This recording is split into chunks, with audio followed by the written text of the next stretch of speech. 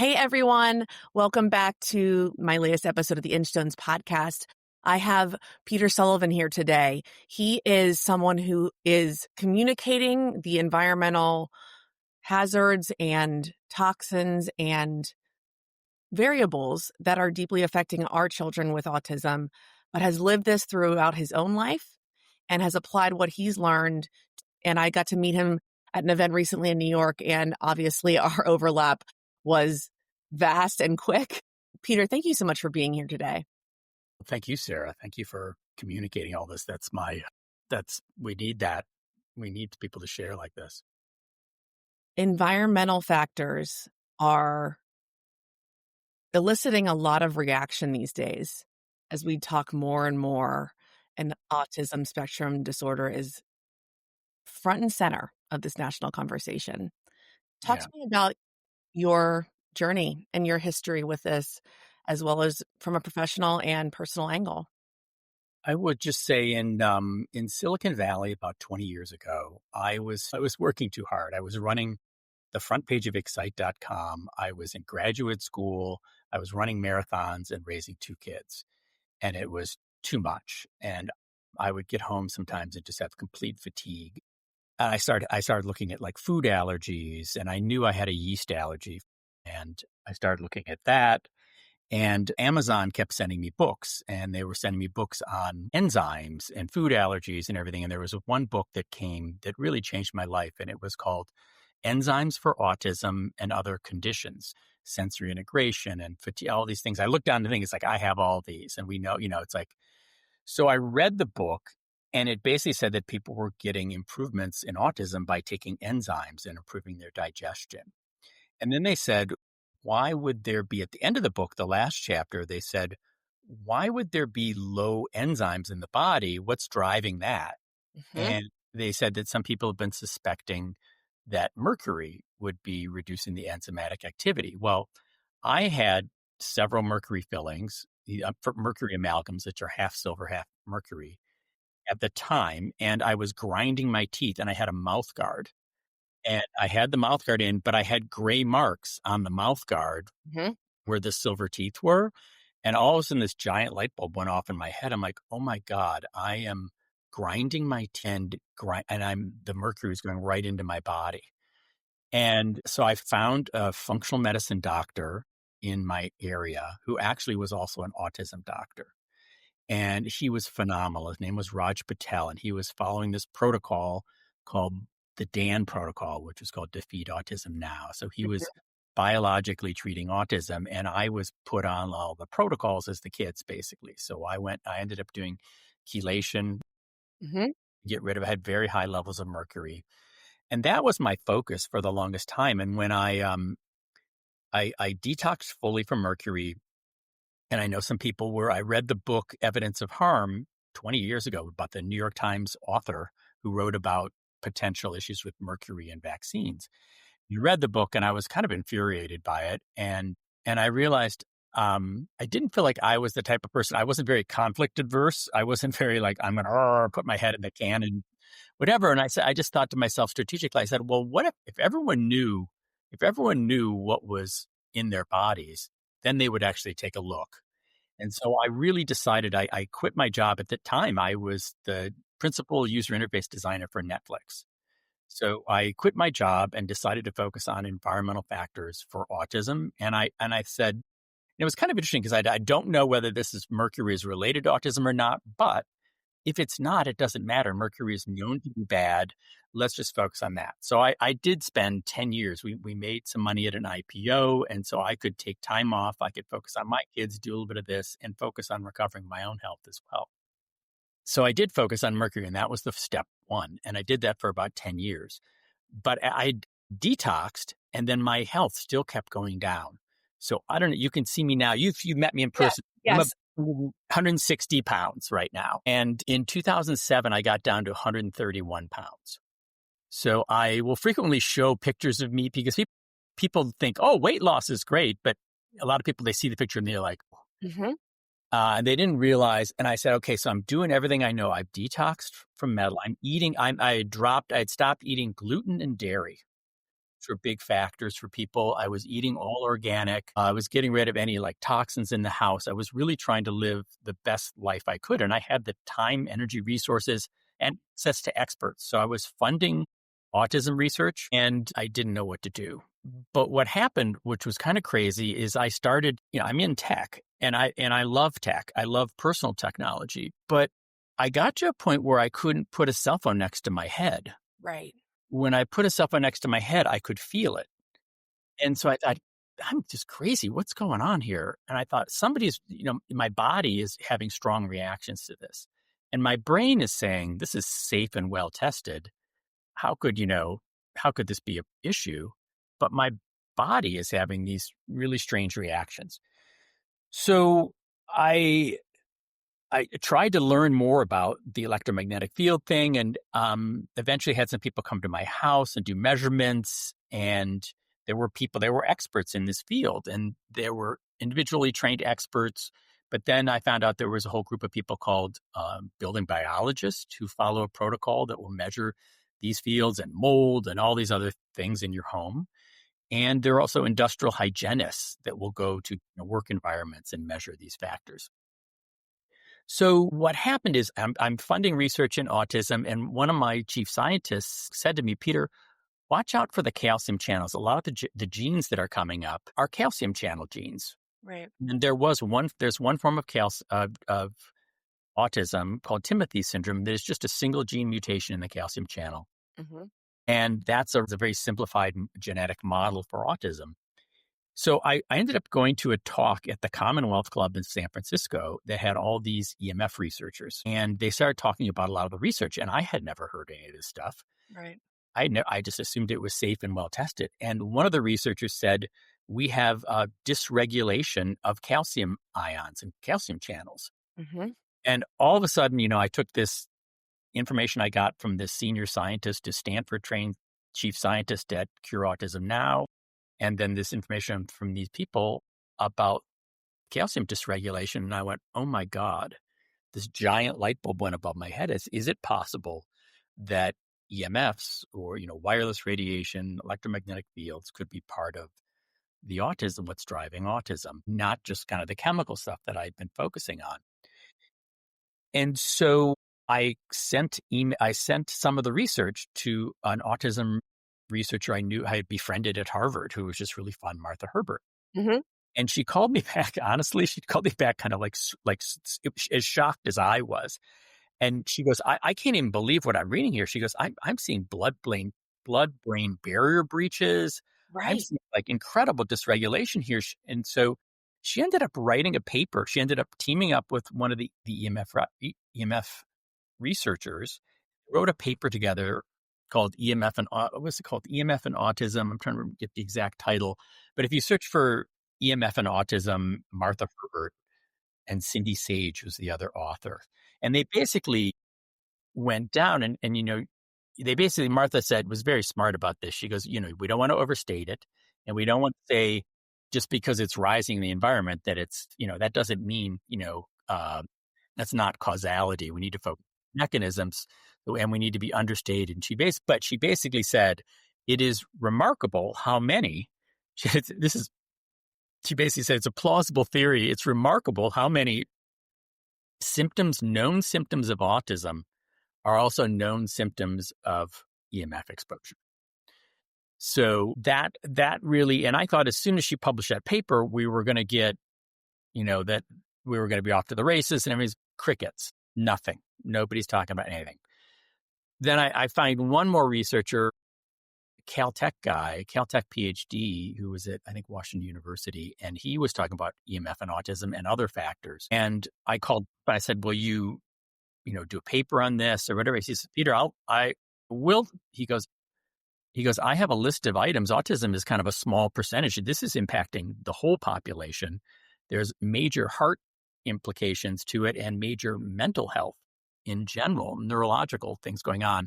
I don't want to just focus on autism. I said, well, will you go to an autism talk and give a talk and just do some slop? And so he came for 2 years and gave a couple talks.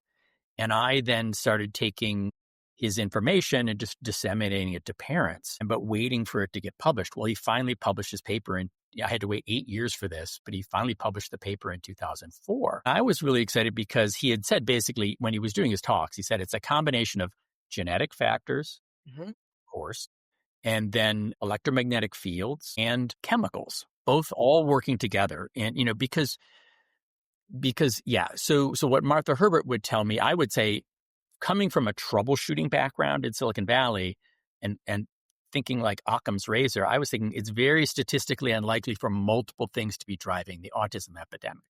Right. It just, that's statistically unlikely. But being a computer troubleshooter, I'm used to have one thing breaks and then you see the symptoms. The problem with human biology is we're so resilient that we don't break down until you don't see symptoms until you've had like 10 different systems fail. Right.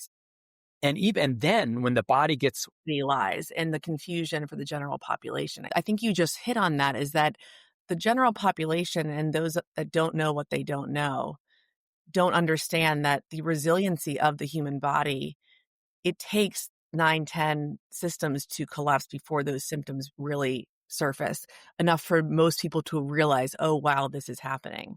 yeah.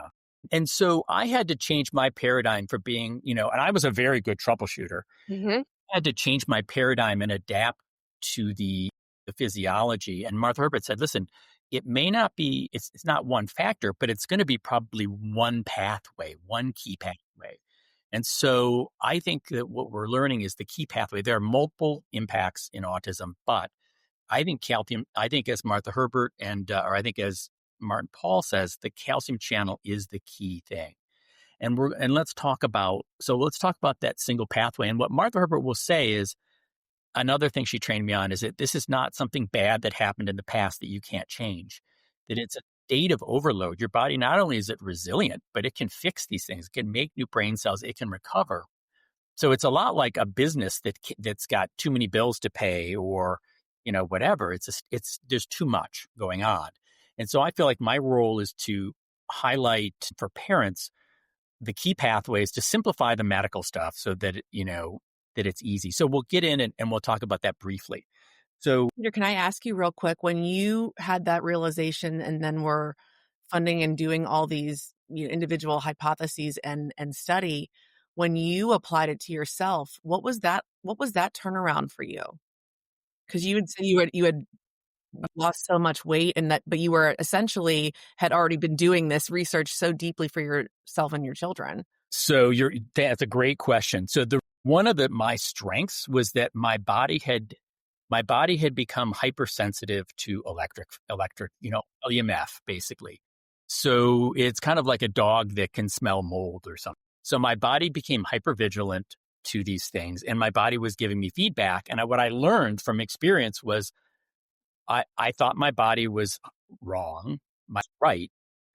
And so I was not sleeping well at all and went through a couple year period where I wasn't sleeping well. But when I finally found one element of dirty electricity is what it was called, then my body bounced back and I gained 10 pounds back in a month and I started to become stronger and stronger. But I had to learn that the hard way, and it took me a long time to keep working on that. So I had a little bit of, I guess my advantage was I was a troubleshooter. I was very persistent. I had all the time and money, resources, but I also had this physical feedback system.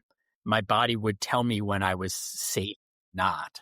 Yes. And I'd feel kind of edgy and off, and my sleep would go. And then when I would go out in nature without my cell phone, I felt I could regulate. I felt calm. I felt good. And so that was a secret thing. And so I would learn that my personal experience of getting too much electrical exposure was I would feel kind of edgy, like I had had too much caffeine. Yeah. Yeah. Yeah. All right. So this gets us into the calcium channels. So I had heard about the calcium channels for years, but I didn't know what they did. I didn't know what was the purpose of the calcium channel. And what it is, it's basically the calcium channels are like the tuning peg on a guitar that tighten or loosen. So you go out and human performance, you don't want to be too tight and you don't want to be too loose. You don't want to be the swing and the miss guy. And you also don't want to be rigidly whatever. You want to be in this perfect flow state. So the calcium channels help us do that. And they basically are like the highlighter that says, hey, this is important. There's an animal chasing you and you're going to die, or you're going to get married soon. Who knows what's going on? You're on a podcast and you've got to perform. So that's what gives you basically these pre-performance jitters, is your body is kind of getting you releasing energy. Hmm? So the calcium channels basically, so actually the calcium ion gradient. So if you think of here's a little picture I do for parents, and I'll try to describe. Okay. So imagine a neuron, and I'm just doing it as a simple circle here. Outside the circle, it's basically a 10,000 to 1 ratio of calcium ions outside to inside. It's the largest ion gradient in the body. And so so the inside of the cell is supposed to be pretty void of calcium. Mm-hmm. And when one or two, when the calcium channel opens up, it lets calcium ions in, and it's like a little spark. And that kind of says, hey, fire up, tighten up, get ready for activity. What's interesting is the way these voltage channels, or the way these calcium channels open, is based on voltage. Mm-hmm. It's electrical, which makes a lot of sense. You're like, oh, that's why the electrical stuff kind of has an impact. And there are some people who have genetic issues with their calcium channels. So it's almost like a spring door on a door, and it pops back. And the people who have genetic issues, their spring door kind of maybe opens easier and closes slower. Right. Right. So some people will be more impacted by the environmental factor. Mm-hmm. Mm-hmm. Okay. So now this calcium gets in here and it kind of lights things up and excites things. But the problem is too much of that. Well, number one, it's a false excite signal. It's kind of like telling you something's important because just because you're in Wi-Fi doesn't mean something important is going on. Right. I just read an example in an article yesterday, exactly describing that the state of being in fight or flight in an excited state is the major feeling. If the interoception of your body you start to understand is that you are in a constant state of fight or flight. So, so there's a doctor that Martha Herbert introduced me to, Dr. Bob Navio, who wrote this book called, or multiple papers on cell danger response. Mm-hmm. Basically fight or flight mode at the cellular level. So this can be one of these triggers. These man-made waveforms are very different than natural EMF. So sunlight is electromagnetic fields. And we love sunlight. It's great. It can maybe a little, sunburn here and there, but it's generally natural and good for us, regulating for us. But the way the ions, these man-made fields are kind of come in like a blade, and they screw up the distribution of the ions. And that's kind of one of the reasons that it's forcing it. It's coming in and it's pulsing. So it's kind of like battering. It's like a battering ram, and almost like a blade instead of like an even distribution of force. Right. And you're saying at those channels, if that plug is not operating as it should, that it's going to swing back lower and allow much more of that inside the cellular to the cellular level, correct? Exactly. Now, too much calcium inside the cell, you starts getting into free radical damage, basically. And damage, it gets into what's called actually excitotoxicity. Mm-hmm. Imagine drinking caffeine constantly and, where that would go. And, there's a reason we don't give, and this impacts synapse development. There's a reason we don't give kids caffeine. Right. This exposure and some chemicals. So that's the EMF route. Mm-hmm. But there are chemicals that are also letting in calcium, and those are called another portal on the other side of this is the NMDA receptor. Mm-hmm. And this is another friend from California, a friend of Jill Escher's too, Katie Reed. This woman proposed that glutamates were a big factor. And she found that when she restricted glutamates from her daughter's diet, that her daughter got better. So, instead of us fighting and going back and forth of like, oh, I think it's this, I think it's that, it's yes and. Always yes and. It's always yes and. And so Katie was right. Well, Katie's right because she's getting results. And so it's really about what's getting results. And so these glutamates, but also chemical exposures. Mm-hmm. So I guess we can get into now, and then so you can get into now also, you get this excitotoxicity going on. You can get cell membrane damage. You can get damage to the mitochondria. Then you can get damage to DNA as well. And that's one of the concerns with autism is there are genetic components. Some of the genetic components are de novo mutations. Right. They're uninherited mutations. And one of the risk factors we're very concerned about is cell phone in the pocket for the dads. Yeah. So that's a concerning risk factor. As someone who comes from a family of what now is being seen as more higher functioning autism on both sides of my children's genetics, it is incredible to me that we are not discussing this EMF exposure and that DNA being changed through the generational experiences, because it's compounding. And once you see it, Peter, I mean, you know this, you can't unsee it. You can't unsee it. And it is specific to each family and what that's going to look like in terms of the neuroplasticity and the ability to heal. Yeah, I think what's the issue is that it's really hard to share information that has no solution. Yeah. And so people really don't know what to do. They love their phones, they're addicted to their phones, and they don't know what to do. The good news is no one loved tech more than me, right? So Yeah. I'm that guy. I had the certain phones, PDAs. Two of the cell phone designers were friends, right? Yes. This is like, I know all these people. I love all this stuff, but we didn't want it to have. We wanted these tools to be empowering and so on. So we didn't want them to be addicting and disempowering. So let's get into. So now that we've got a basic understanding of the mechanisms, look at what Martin Pall did originally is he said, okay, we've got EMF impacting the calcium channels, intracellular calcium, and we've got chemical exposures impacting the NMDA receptors, and that's the net effect with the genetics. And of course, there's genetics, and then there's the timing, right? So if you haven't formed your synapses or whatever, you're as a child, it depends on when these things hit you. If you're an adult and these things hit you, you become like electrically sensitive, but you are still like I was. I became electrically sensitive, but I could generally still have a social conversation and Right.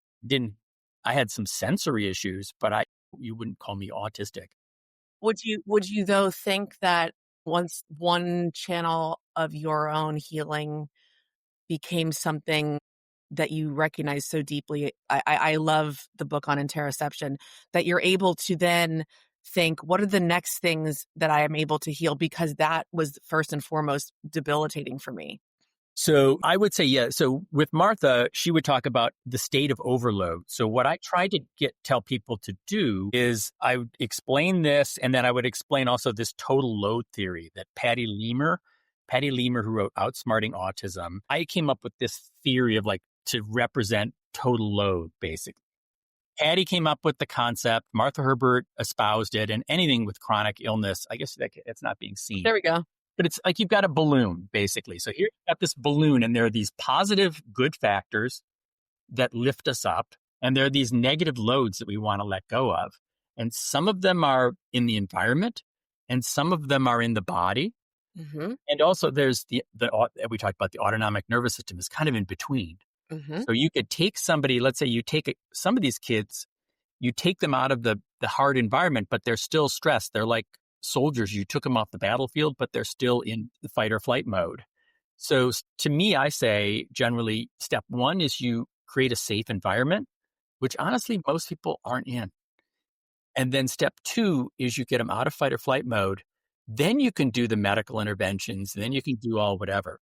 So let's talk about the loads to reduce, because Martin Pall did something great in this last talk. Is he said instead of all chemicals, he focused it down. And he said there were like 15 classes of 15 classes of excitotoxic chemicals. And then I've been for the last year thinking, that's still a lot. It's not 80,000 chemicals in commerce, but it's still a lot to manage. How do we get it down to a group? So here's what I'm thinking. So number one, we'll start with the EMF.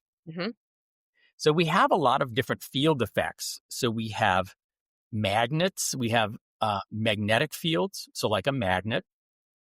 We have electric fields like a lightning bolt. And so the magnetic fields would be from things like motors and power box, like the breaker panel. Electric fields would be like even just a light next to your bed. The cord, even when it's not turned on, can give off a big electric field. Your computer you're using when it's plugged in, the wiring in the wall next to your bed. Then there's wireless signals, or really the information carrying waves, which are really the ones that are problematic. the wireless signals that we keep using more, even those simple ones like Bluetooth and the headsets, are things that like, oh, those are low power. When you feel this stuff, the Bluetooth is actually really bad. Mm-hmm. The one is called dirty electricity, and it's the noise in your electrical system. Right. Theory, there's this beautiful 60 hertz pure sine wave, but in reality, it's a mess. Mm-hmm. If you've ever walked into these buildings where the refrigerators sound harsh and the lights are flickering and buzzing, and it just feels anxiety provoking and stressful, Mm-hmm. that's likely a location where there's a lot of dirty electricity. I'm someone that really notices that in environments. Okay, so Like to the point where yeah, I probably sit very near you in terms of what I perceive with my electrical, the fields. you do. So the one heuristic that they came up with, I think this scientist Magna Havas came up. She was doing all these surveys, and then she just realized this easiest thing to do was say, ask someone how much they like fluorescent lights. And if they're like, if they go berserk, they're like, yeah, that person's electrosensitive. I gave a talk at Turner Construction about neurodiversity and adaptive workspaces. Yeah. And when I tell you the number of comments from people in this virtual talk going, thank you so much for discussing fluorescent lights and my inability to be my best version of an employee. Yeah. A lot of times people come in and they think that they're anxious. They don't realize the building is anxious. Building is anxious. Building is anxious. It's not you. If you go out to nature, you'll be fine. That might be the next title of your book, because that would get a lot of people feeling really validated in what they're thinking. Because I feel like that is huge. So I feel like we're getting a lot of people blaming themselves for this. Yes. and blaming themselves also, and they don't realize that, or they think they're anxious, they can't regulate, whatever. It's the environment is totally screwed up. So, and what will happen is, while I'll go to conferences and I built all like this house is low EMF. Mm-hmm. Came here, you would be very chill. And then I realized I need to take this show on the road. So I made a tent that I can bring to events and conferences. Yes. And people go in, and all of a sudden they sit down. They're like, and they say, I feel calmer. I'm like, yeah, it's because you don't have as much intracellular calcium now. You're not getting, over excitation. So that's the electrical side of this. And now, and so that's my primary focus. Mm-hmm. But I want to talk about also the rest of it, and then we'll get to metabolic issues too. Yes. So we'll talk about what just came out. So I've taken all these categories, and one of them, we'll start with the one that just came out in the media lately, which is drugs and medication. Mm-hmm. We had this big thing come out about acetaminophen, Tylenol. Tylenol's in a lot. Acetaminophen is in a lot more than just Tylenol. It's all over the place. But I'm going to do like a high level overview. So there's multiple antibiotics too. There's neomycin. Mm-hmm. I don't even know how to pronounce that. Kanamycin, aminoglycine, and valproic acid. I don't know. I can't remember what those are. So there's 5 of these items. I texted you this, and we can give this to parents. And this is in the paper as well. So, and then also some of these is a lot of these drugs, some of these drugs also have some aluminum and mercury in. So, mercury was one of the original vaccine concerns, that and mercury in the flu shot and so forth. That is kind of going away now, which is great. But now a lot of the focus has been on aluminum ions. Both mercury and aluminum can raise intracellular calcium. So, and so you go down to this other category. I'm calling this just toxic chemicals in general, but some of the key ones are glyphosate, which is the active ingredient in Roundup, which has also been quite dramatically. Stephanie Senoff has been talking about that as one of the key autism drivers. If you look at causality, I mean, glyphosate, EMF, and maybe antibiotic use are some of the key ones for things that are going up. But this kind of explains the mechanism, why, and why they can all work together. Well, I think about, I'm 42 and a half.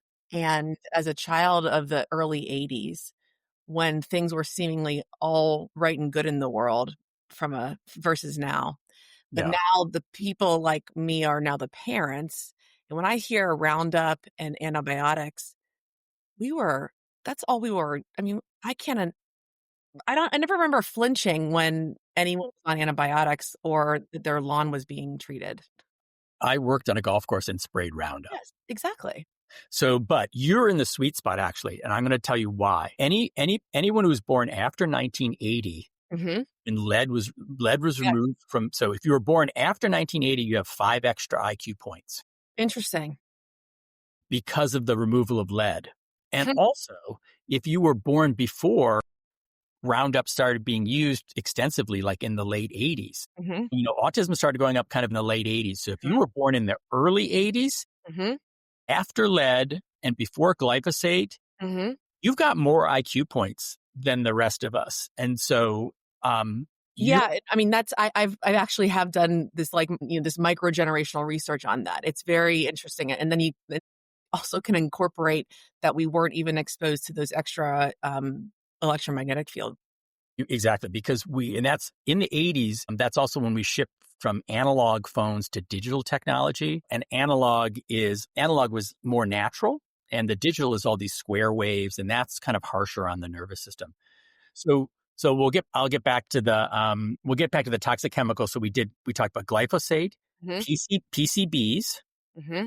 Now, PCBs I think are lowering in the environment, but because EMF and I think glyphosate too opens up the blood-brain barrier, Mm-hmm. some of these chemicals can get access to nervous system tissue that they didn't have before. Wow. So that makes it really confounding and confusing. So you can't just look at what's rising in the environment. You have to really look at everything.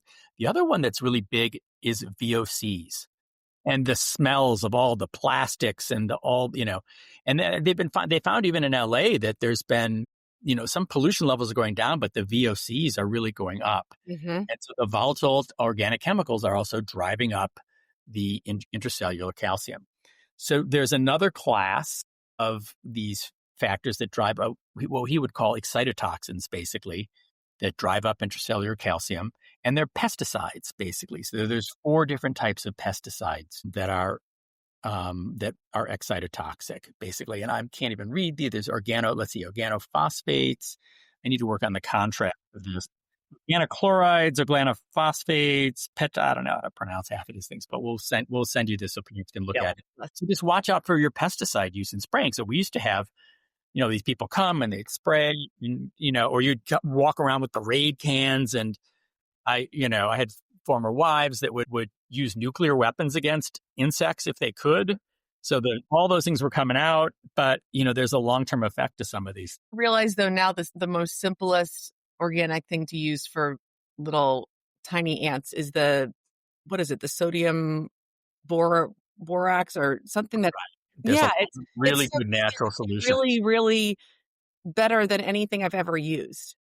I just got another spray from friends. So step 1 is we need to communicate what all these things are. Right. And then the next level, you start saying, okay, where are all these things? What are your alternatives and stuff? So this is how we start to empower parents. So the pesticides. And then finally, this other category we're calling plastics and packaging. And boy, have we done, that's one of my regrets looking back is how much plastic exposure. And I still don't think we have enough research on nanoplastics and autism.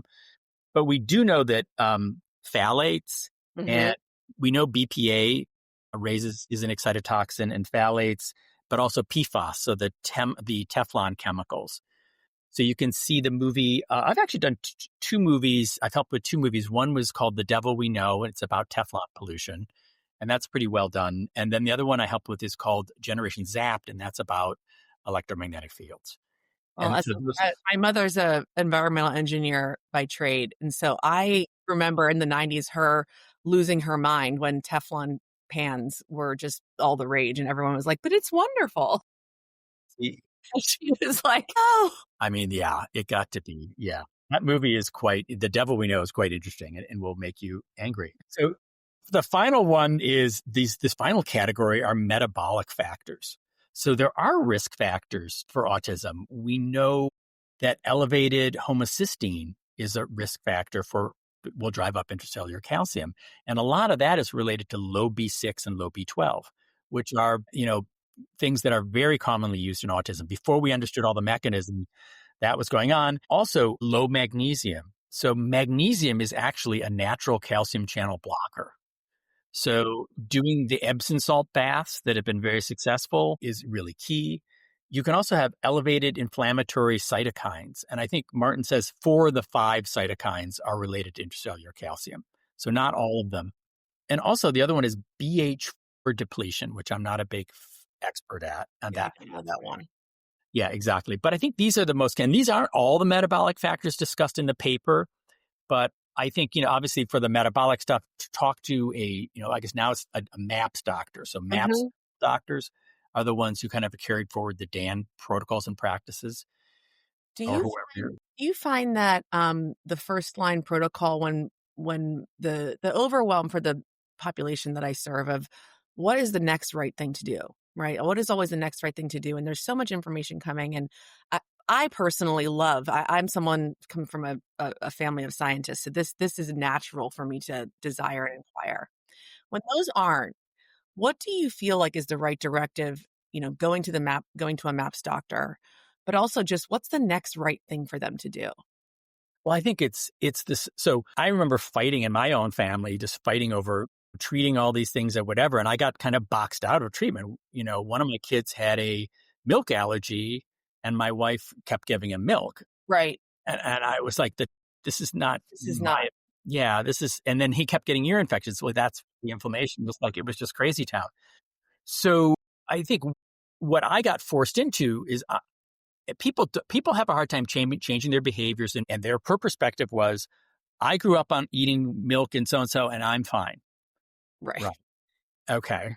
But, genes are different, everything. And the milk that you grew up on is very Right. different. Very milk. different. Everything's goes through plastics now and everything. So I actually, and this is going to sound quite biased, but I actually think that you start with EMF reduction. I was thinking the same thing. I mean, Yeah. and also knowing too the driving force behind what a lot of autistic kids feel safe in their devices and what they like to see over and over again, the looping behaviors, needs to be cut. And I will say I've seen that for my own children and the benefits of it. It's very hard to change, but it's worth it. So, okay. So I've spent a ton of time on this. And what I also have spoken with Victoria Dunkley, who wrote Reset Your Child's Brain. And she's probably has more experience on screen time than anybody. There's a lot of people who've come into the field recently. And I've started speaking more about screen time. But there are all these factors, these addictions and so forth. What I advise is that when you start dealing with foods and screen stuff that are both addictions and some people's behaviors, so those can create these power dynamics and they become very stressful. So what I actually recommend is start with EMF and start with it at night. So just at night, turn off what we're telling people. We've had a protocol called the calming protocol. I think it's been around for more than 12 years. And at the time, so we turn off your Wi-Fi. If you have a baby monitor, actually, we think that's actually one of the big risk factors for autism, especially if it's a video baby monitor. So turn your baby monitor off if you can, or minimally change the distance with it. But ideally, turn all the stuff off at night. Yeah. So it's the key elements are baby monitor, anything that's on the body, fitness trackers, Right. monitoring system, Bluetooth diapers, any of that nutty stuff goes away, is off and away basically from the body at night. Mm-hmm. Then it was, baby monitors, cordless phone base stations. A lot of people don't have those now, but then get your cell phones away from the kids and everything, or ideally turn them off at night. You can get these little, cell phones, and then turn your Wi-Fi off at night, actually. Yeah. You can put it on a time. You can pull the plug for a couple of days. If it's working for you, you can put it on a timer. Mm-hmm. There's remote switches you can use. There's all these ways of turning it on and off.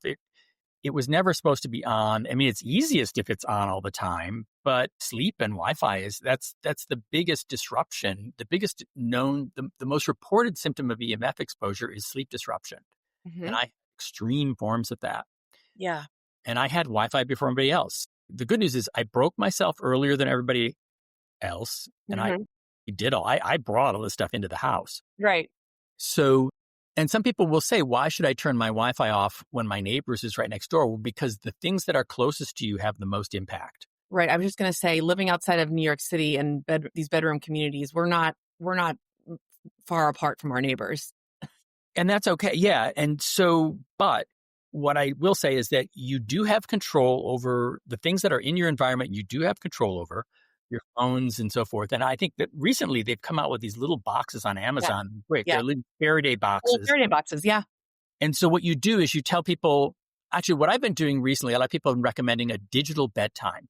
Hmm. So let's say your bedtime is 10 o'clock or 10:30. Maybe you have a digital bedtime at like 9 or 9:30 or 8, whatever. You come up with a digital bedtime and all your phones and all your screens and everything kind of go away.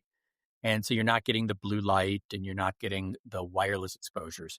And it is a bit of a pain to turn off the Wi-Fi and the so-and-so and all that stuff. So, but if you just throw it in the box, then Yeah.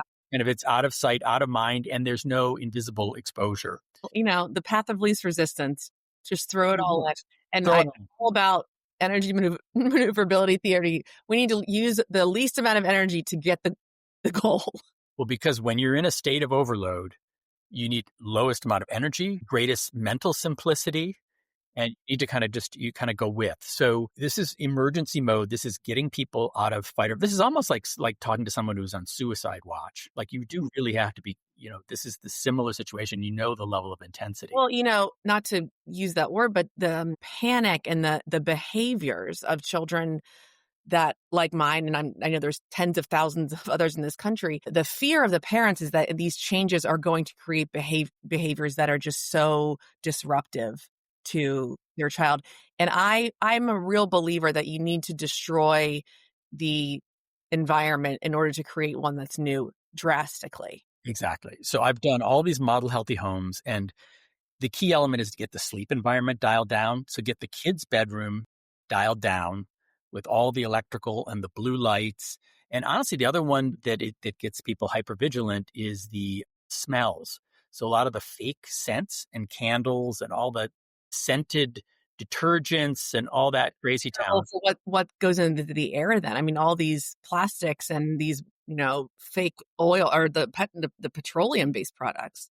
They're all petroleum based, right? So what's interesting about the nose is that the olfactory system is the only one that goes right to the limbic brain. So Hmm. it has the most impact on kind of the fight or flight mode. Yeah. You want to be able to smell. You want to feel safe and smell safe, Mm. which may be not just pristine air, but you may want to bring in some essential oils from like Essential oils. forest nature. Because there are, I think, Eva, I can't remember the woman who did, there's a Harvard doctor who did all this work on stress and nature. Hmm. There are certain chemicals that when you go out in nature that they're regulating. And when I was on Len's podcast, his summary of my podcast was tech is the great dysregulator and nature is the great regulator. It is. And so we need to create safe environments. And then the parents need to feel safe and regulated as well. And one of Len's basic premises that mom and dad need to feel safe. Or mom and dad need to kind of like put their oxygen masks on first. Your child will look to you, especially to the mom. If mom is not feeling stressed, then it's not a safe environment. Yeah, modeling all of this is so scientifically based. And I speak a lot about just the maternal instinct and the primal nature of mothers and what that imprinting does to their children.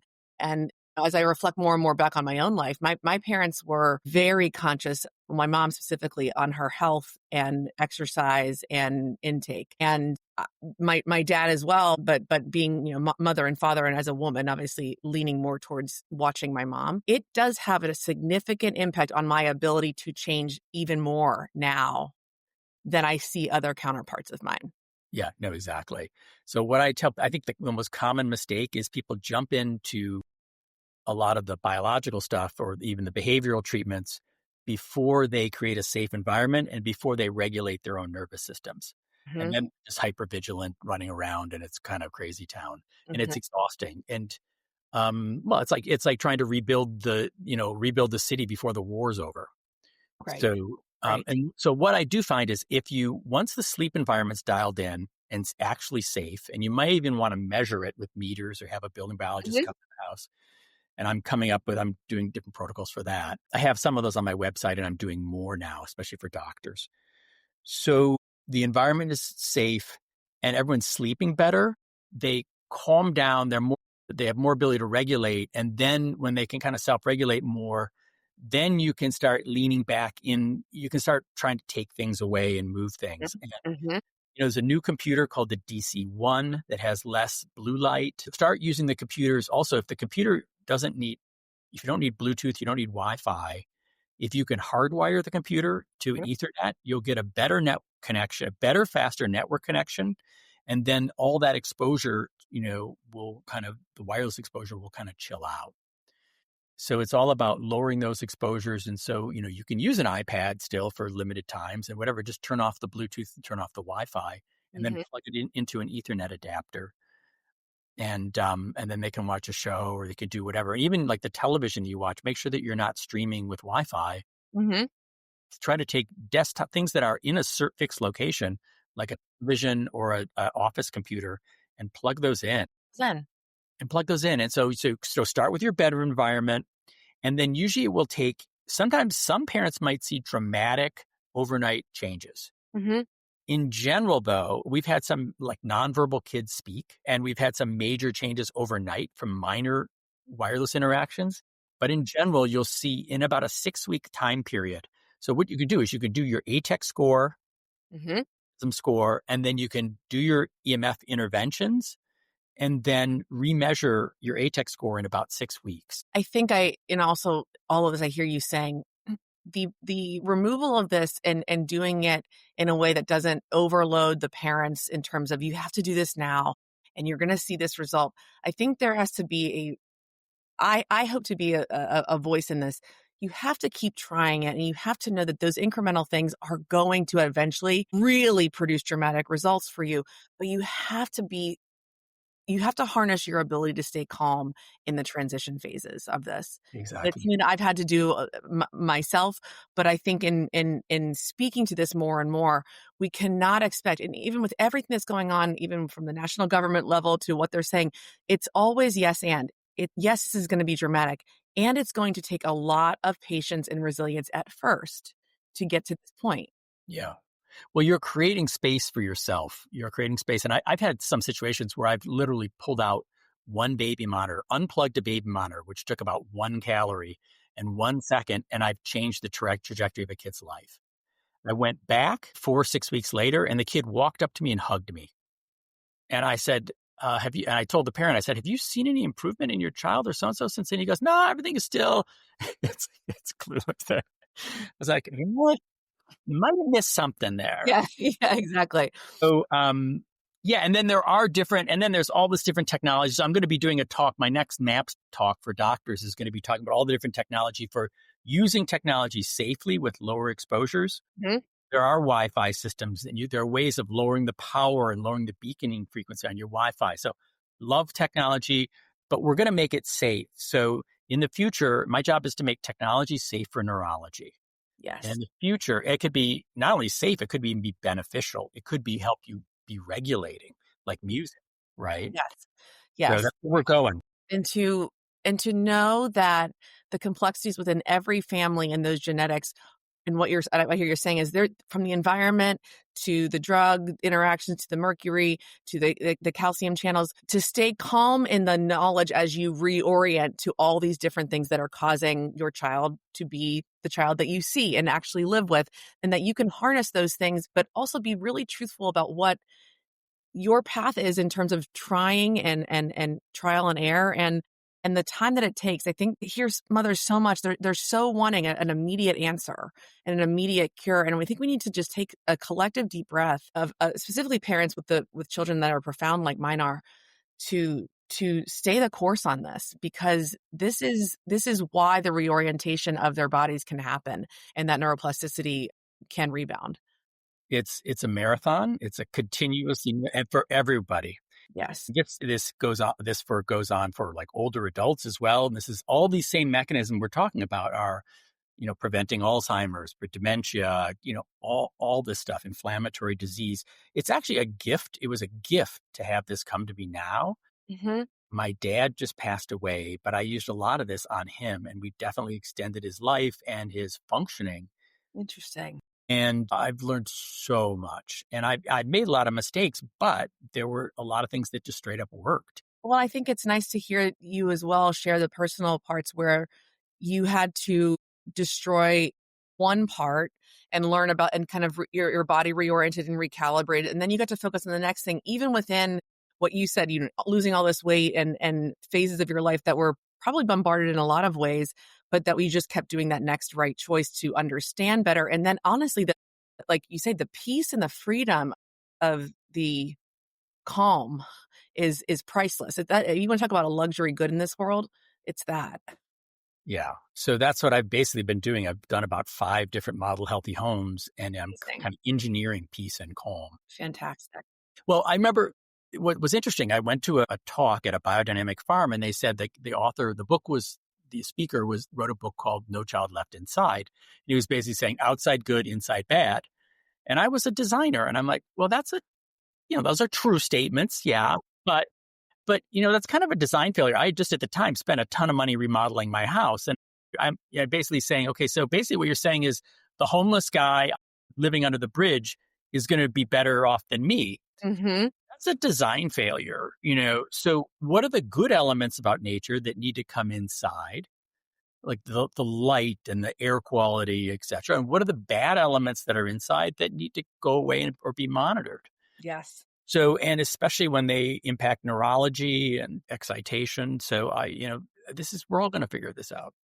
Well, I am so thankful for this conversation. I think it is bringing up not only the big ideas from a macro level, but the tiny and smallest of wins that I think a lot of parents forget how much agency they do have within this home environment to change.